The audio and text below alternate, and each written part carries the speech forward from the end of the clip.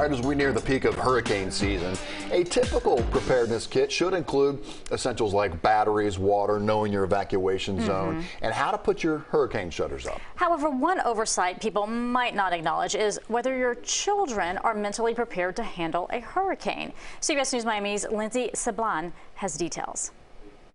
Rosie and her dog Napoleon sat on the floor in the living room watching television. Mr. Matt, the meteorologist, stood in front of a map of Florida making big sweeping gestures with his arms.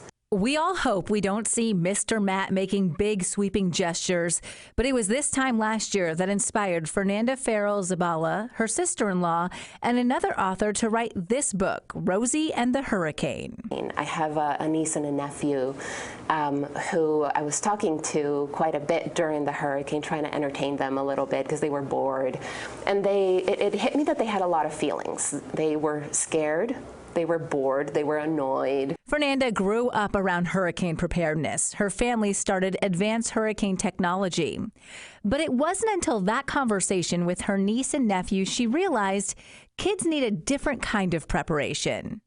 Then came the post-hurricane devastation. We believe that the #1 need for kids is joy. So during the aftermath, we sponsored an ice cream truck to go to a food pantry to make sure that it provided free ice cream to all the families, and the kids loved it. That need to help children kept calling her.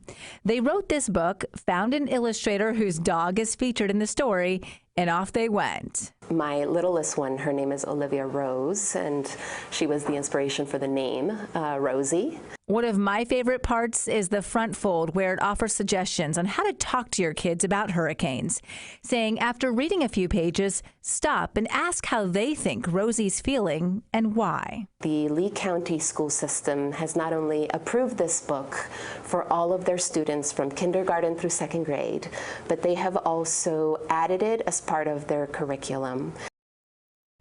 That's so important. I mean, often you get prepared for the adults, right? Yep, the safety mechanism, right. But you kind of forget about the mental health of children as they go through it. You don't think about it because everybody's scrambling to get things ready, right? What a great book.